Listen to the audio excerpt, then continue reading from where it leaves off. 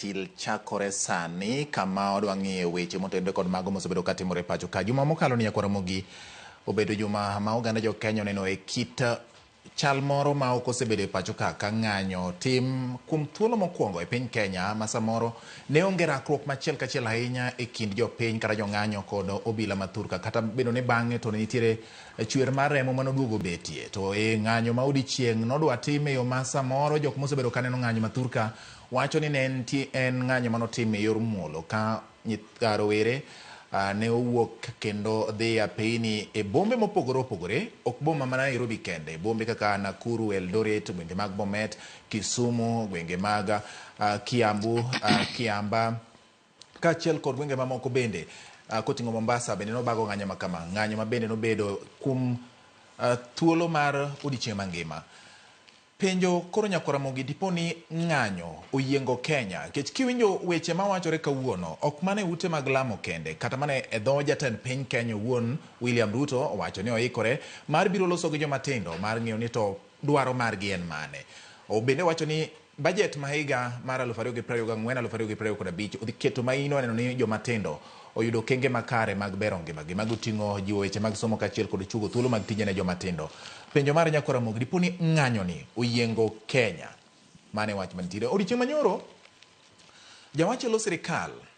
Isaac Mwaura to ne wacho ni chal ka gima nitiere pinje moko kata jomoko mawuok oko mar Kenya masiro joma dhi nyime gi ng'anyo. Ang'o momiyi tudo ng'anyo makagi pinje maoko? An ka koda lup jakom mar duond bura mar Communist Party of Kenya kata CPK kendo an kod okil Ambrose Wede bende Ramogi adwani mondo wago kod gi mbaka machiegni ahinya buka omole kuom thuolo mar bire ratil kendo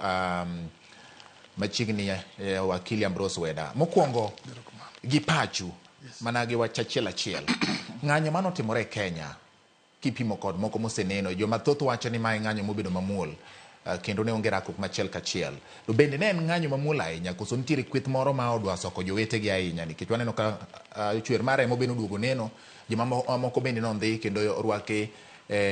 sel kata rumand mag obila.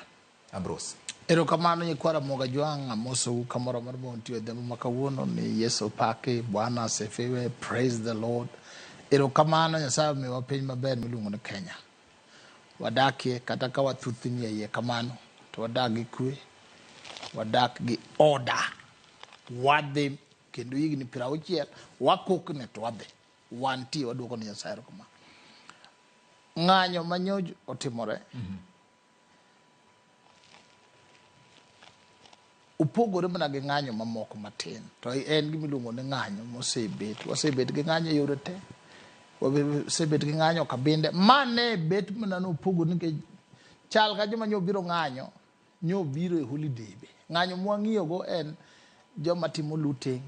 to majo wadgi to goji to ketho matokni to ketho mwandu mane ng'anyo mwang'iyo maka koro ng'ato biro kata koting'o maua kata biro koting'o sote moro matin to ting'o mana gimondiki ng'anyo mineno mwaneno ga kata TV kata mtandao Amerika kocha miyudo ka president ochungo loso ka to loso gi jogi to joka be ni bathe ka be ng'anyo bende ting'o ne gigi mane maparo ni generation makoro wan go ni osomo kendo ng'iyo go kendo ruako ema koro kanyo biro to jokanyo to kara ji nyalo kanyo maonge koko maonge lweny maonge ketho gi ji onge loro dukni onge loro nderni onge timang'o mano ngiso ni wa machua as a country nyithindwa ge machua to kata ka nying'iyo gi ng'eny gi ok peka ahinya gen ng'ako ker kuome pi to lwar kaka kuchu wan dire mane wang'anyan kana na university ka chieng' ma university okonu wang'anyo kwa yudi to afwek inyalo neno gima ne pok